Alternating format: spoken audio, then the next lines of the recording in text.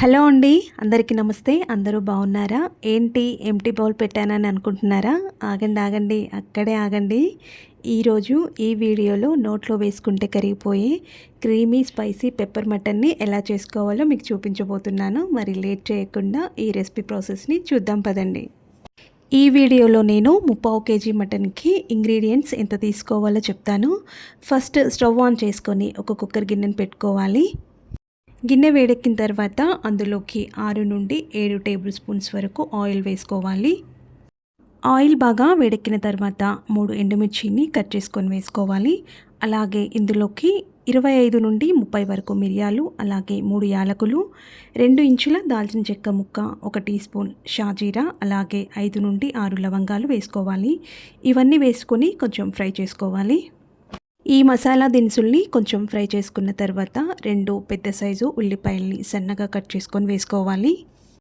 ఉల్లిపాయలు వేసుకున్న తర్వాత ఉల్లిపాయల్ని కూడా ఒక 2 నిమిషాల పాటు ఫ్రై చేసుకొని ఇప్పుడు ఇందులోకి ఒక 1/2 టీ స్పూన్ పసుపును కూడా వేసుకోవాలి.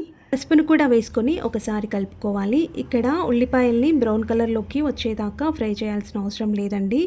జస్ట్ ఉల్లిపాయలు కొంచెం మగ్గితే చాలు. ఇప్పుడు ఇందులోకి 2 టేబుల్ స్పూన్స్ వరకు అల్లం వెల్లుల్లి పేస్ట్ని కూడా వేసుకొని కలుపుకోవాలి. అల్లం వెల్లుల్లి పేస్ట్ కొంచెం ఫ్రై అయిన తర్వాత ఇప్పుడు ఇందులోకి క్లీన్ చేసి పెట్టుకున్న మటన్ వేసుకొని మంటను హైలో పెట్టుకొని 2 నిమిషాల పాటు ఆగకుండా ఫాస్ట్గా కలుపుతూ ఉడికించుకోవాలి.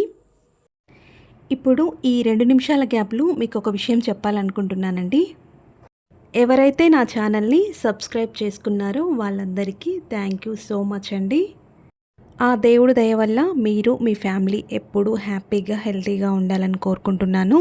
అలాగే వీడియోని ఎక్కడ స్కిప్ చేయకుండా చూస్తూ మీకు నచ్చితే కనుక వీడియోకి ఒక లైక్ ఇవ్వండి. దాంతోపాటు మీకు వీడియో ఎలా అనిపించింది అనేది కామెంట్ సెక్షన్లో కామెంట్ చేయండి. మీరు ఇచ్చే ఒక లైక్, ఒక గుడ్ కామెంట్ నాకు చాలా బూస్ట్ ఇస్తుందండి. మరోసారి మీ అందరికీ థ్యాంక్ యూ సో మచ్. ఇప్పుడు వీడియోలోకి వెళ్ళిపోదాం రండి. మంటను హైలో పెట్టుకొని ఒక 2 నిమిషాల పాటు మటన్ను ఉడికించుకున్న తర్వాత ఇప్పుడు కొంచెం ఉప్పు కూడా వేసుకొని కలుపుకోవాలి. ఉప్పు వేసుకొని కలుపుకున్న తర్వాత 1 నిమిషం పాటు మంటను హైలోనే పెట్టుకొని మటన్ను ఉడికించుకోవాలి. 1 నిమిషం తర్వాత స్టవ్ ఆఫ్ చేసుకొని ఇందులోకి 3/4 కప్పు వరకు పెరుగును వేసుకోవాలి. 3/4 కప్పు అంటే 8 నుండి 9 టేబుల్ స్పూన్స్ వరకు వస్తుందండి. ఇప్పుడు నేను స్టవ్ ఆఫ్ చేసుకున్న తర్వాత మాత్రమే పెరుగును వేసుకుంటున్నాను. ఈ పెరుగుని మటన్లోకి వేసుకొని అంతా కలిసేలాగా ఒకసారి కలుపుకోవాలి.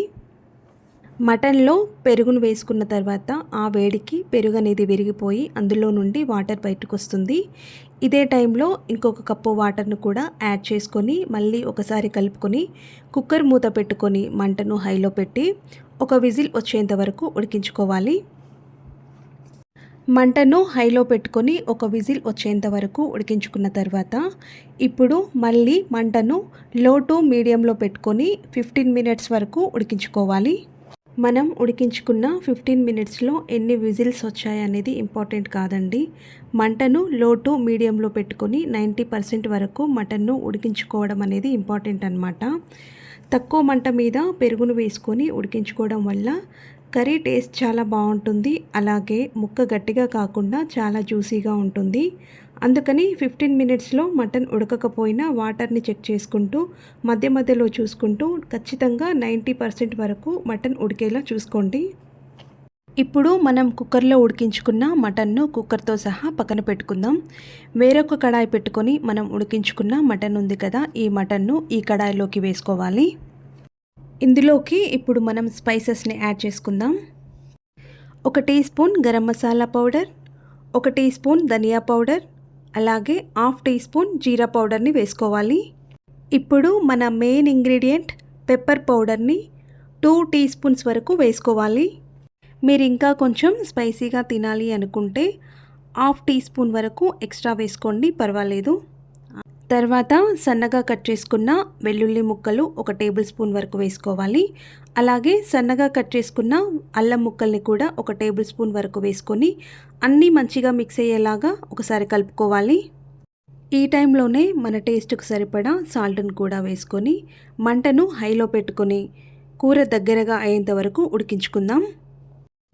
ఇలా కూరను ఉడికించుకున్న ఒక 2 నిమిషాల తర్వాత ఇప్పుడు మంచి ఫ్లేవర్ కోసం ఇంకా కొంచెం స్పైసీగా ఉండడం కోసం 4 నుండి 5 పచ్చిమిర్చి ముక్కలను సన్నగా కట్ చేసుకొని వేసుకోవాలి. పచ్చిమిర్చిని వేసుకొని కలుపుకున్న తర్వాత కొంచెం పసుపును కూడా వేసుకుందాం. పసుపును కూడా వేసుకొని ఒకసారి కలుపుకున్న తర్వాత ఇప్పుడు కూర మంచి వాసన రావడం కోసం కొంచెం కరివేపాకును చేతితో బాగా నలిపి వేసుకోవాలి. ఇలా లాస్ట్లో కరివేపాకును వేసుకోవడం వల్ల కూర మంచి స్మెల్తో పాటు టేస్ట్ కూడా చాలా బాగుంటుంది. ఇప్పుడు మనం చూస్తున్నాం కదా, ఆయిల్ అనేది పైకి తేలింది. ఇలా ఆయిల్ పైకి తేలినట్లయితే కూర రెడీ అయిపోయినట్లే. ఈ టైంలో కర్రీకి మనం కొంచెం టేస్ట్ని యాడ్ చేయడం కోసం 1 టీ స్పూన్ వరకు బటర్ను వేసుకుంటున్నాను. బటర్ని వేసుకున్న ఏ నాన్ వెజ్ కర్రీ అయినా సరే టేస్ట్ అనేది చాలా బాగుంటుంది. మీరు నాన్ వెజ్ కర్రీ చేసుకున్న ప్రతిసారి కాకపోయినా మీకు ఎప్పుడైనా డిఫరెంట్గా తినాలి అనిపించినప్పుడు ఒకసారి బటర్తో ట్రై చేయండి. అంతే అండి, ఇప్పుడు మనకు కర్రీ రెడీ అయిపోయింది. ఇప్పుడు ఇందులో 2 లేదా 3 పచ్చిమిర్చిని ఘాట్లు పెట్టుకొని వేసుకొని ఒకసారి కలుపుకోవాలి. ఈ కర్రీ టేస్ట్ ఎలా ఉంటుంది అని ఇప్పుడు మీరు వీడియోలో చూస్తేనే మీకు అర్థమైపోయి ఉంటుంది. అలా అని ట్రై చేయకుండా మాత్రం ఉండకండి. డెఫినెట్లీ మీరు ట్రై చేసి టేస్ట్ చూడాల్సిన రెసిపీ అండి ఇది. పిల్లలైతే చాలా ఇష్టంగా తింటారు. నోట్లో వేసుకుంటేనే అలా కరిగిపోతుంది. మీరు ఈ రెసిపీని ఎప్పుడైనా ట్రై చేశారా? నాకు కామెంట్ సెక్షన్లో కామెంట్ చేయండి. అలాగే మీకు ఈ వీడియో కనుక నచ్చితే లైక్ చేసి మీ ఫ్రెండ్స్కి, మీ ఫ్యామిలీ మెంబర్స్కి షేర్ చేయండి. అలాగే నా ఛానల్ని కూడా సబ్స్క్రైబ్ చేయండి. Thank you for watching.